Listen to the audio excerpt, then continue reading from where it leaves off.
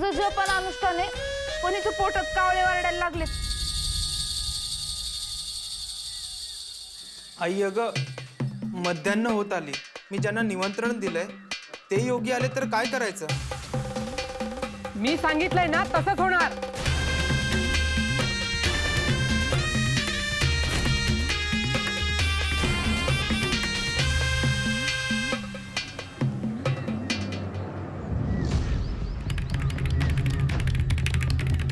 आलं निरंजन.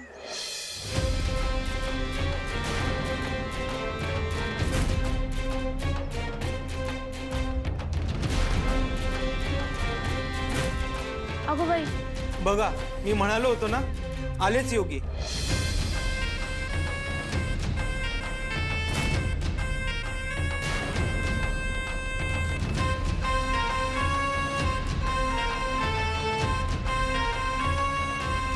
आई,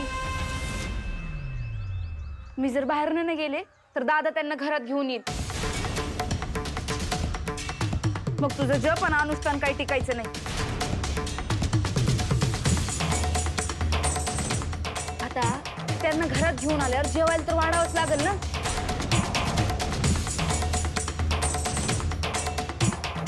नाही नाही, तसं काही होणार नाही.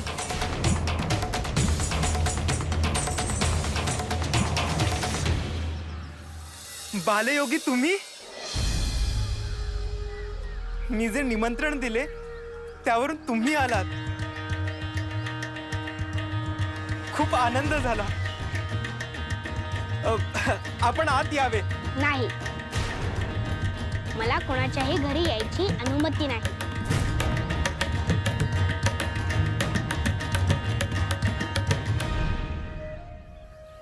आई आई सगळा स्वयंपाक झालाय. देवासाठी ताट वाढून बाजूला ठेवलं आणि योग्यांना वाढलं तर नाही चालणार का? नाही म्हणजे नाही. थांबाई, मीच बघते त्यांना. बाहेरच्या बाहेरच पाठवून देते.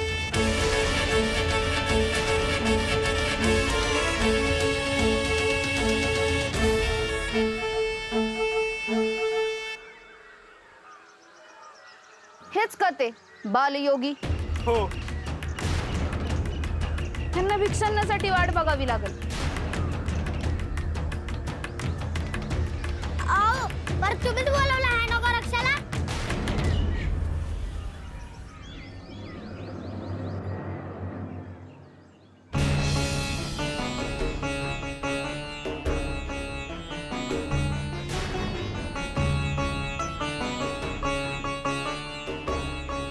आता रडायला काय झालं?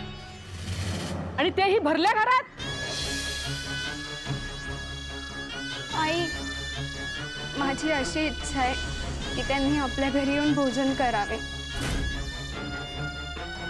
मी आजवर तुमच्याकडे काही मागितलं नाही. माझी एवढी इच्छा पूर्ण करा ना.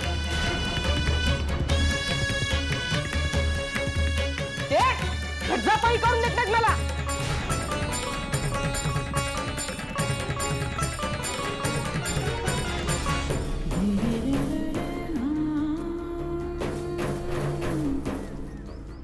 मी दर्शन तरी घेऊन येते.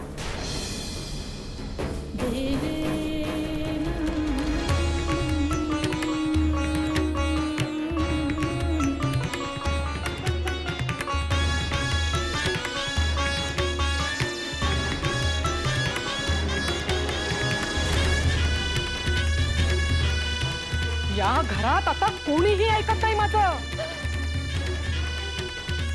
महादेवा,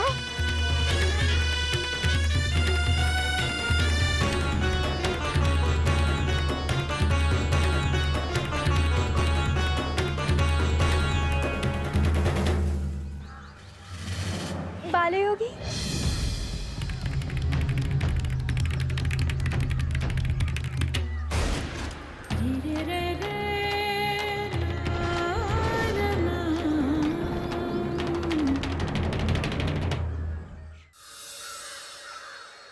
मला उंबरठा ओलांडायची अनुमती नाही.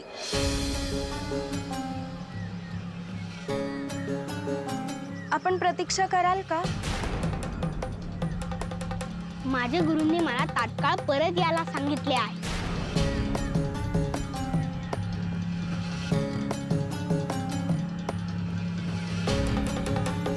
माग सरक. माझा जप आणि अनुष्ठान पूर्ण होईपर्यंत तुला भिक्षान्य मिळणार नाही.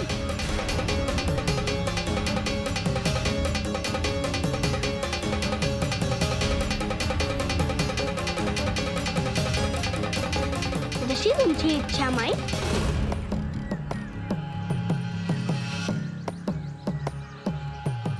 शुभम भवतु. कल्याण हो.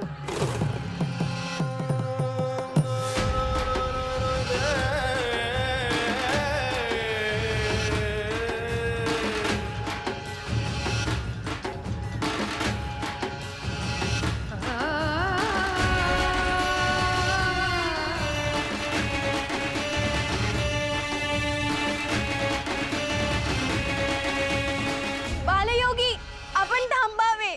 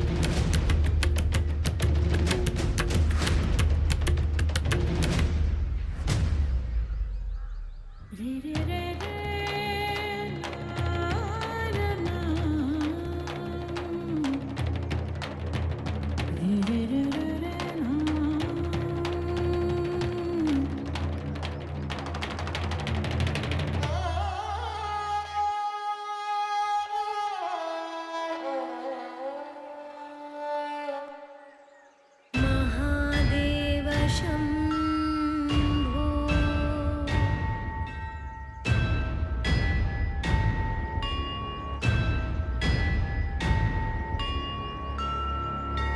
वहिनी, लगेच रडायला काय झालं ग?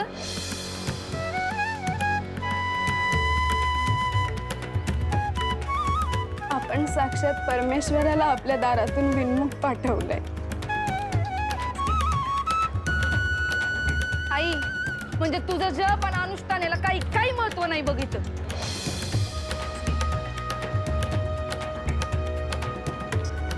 श्रीधर, तुझ्या बायकोला समजून सांग. आई, आजवर मी तुला काही बोललो नाही, पण खरंच आज तिची काही चूक नव्हती.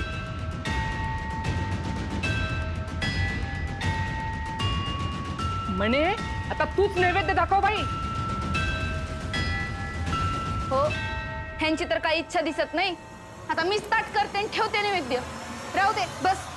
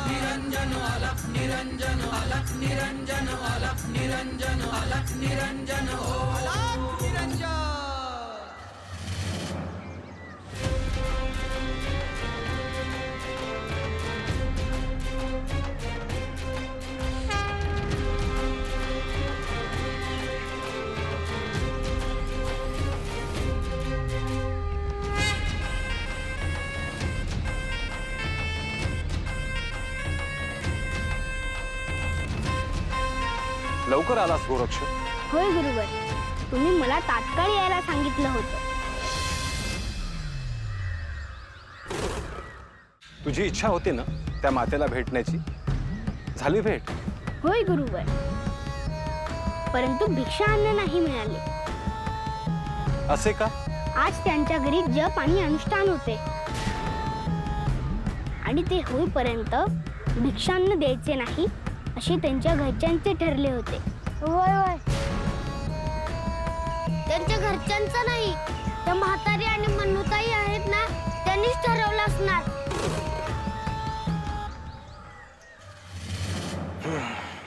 जशी त्यांची इच्छा. मी असे करतो, इथे जवळच दुसरे गाव आहे, तिकडून भिक्षा आणतो. बरोबर, मी पण येऊ का तुमच्या सोबत? नको, त्यापेक्षा तू साधना कर.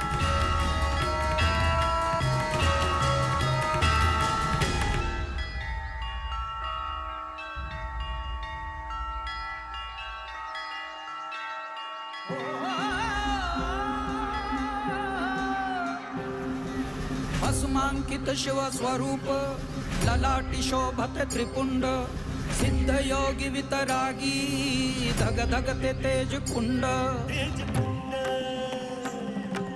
सज्जनासी संजीवन दुरितांचे निर्दालन जगदोद्धारास्तव जणू प्रकटति नवनारायण सृष्टीच्या स्पंदनात काळाच्या मंथनात दुम दुमतो दुम दुमतो दुम दुमतो दुम दुमतो एकनाद व्यापुनी त्रिभुवन अलख निरंजन अलख निरंजन अलख निरंजन हो अलख निरंजन अलख निरंजन अलख निरंजन हो अलख निरंजन अलख निरंजन अलख निरंजन हो अलख निरंजन अलख निरंजन अलख निरंजन हो अलख निरंजन.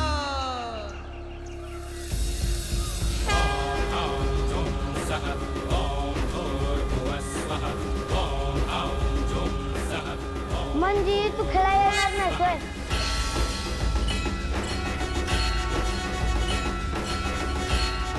आज मी तुमच्या सोबत नाही येणार, मला साधना करायची आहे.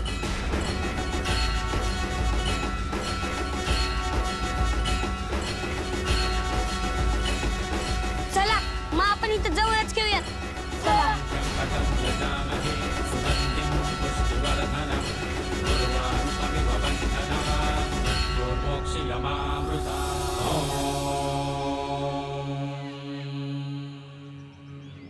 आई, अगं येतेस ना नैवेद्य दाखवायला?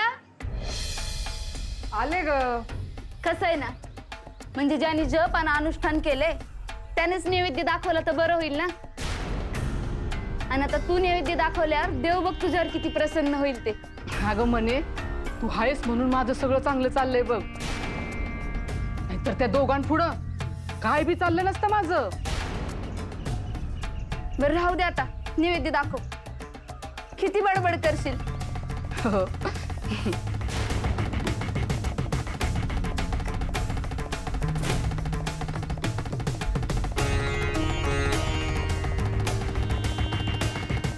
हे महादेवा, माझ्या आईनं तुमच्यासाठी जप आणि अनुष्ठान केले, त्यानिमित्त जो नैवेद्य दाखवलाय त्याचा स्वीकार करा.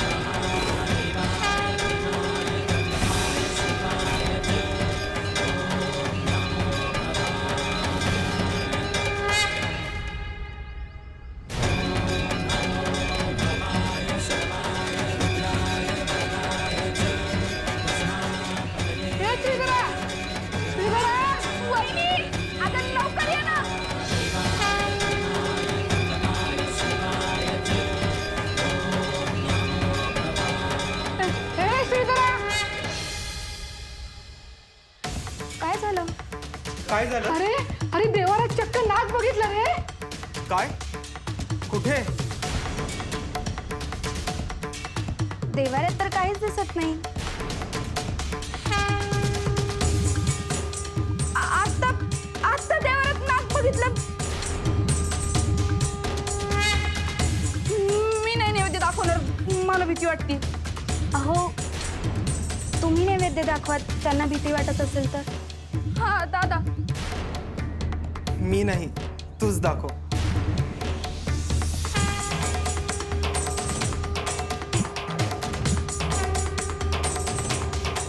बरं.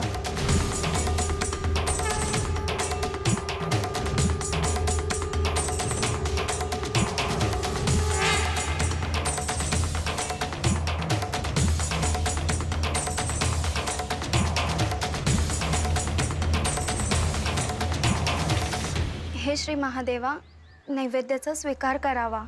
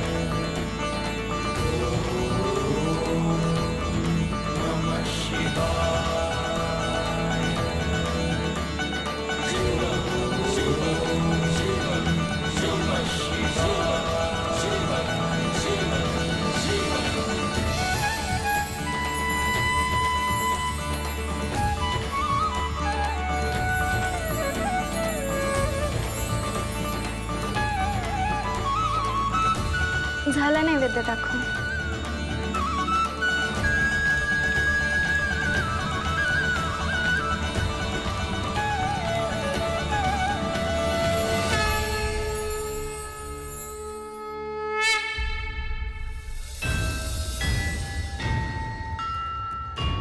रुक्मिणी, शेवटी महादेवांनी तुझ्याकडून नैवेद्य स्वीकारलं. साऱ्या विश्वाचा प्रतिपा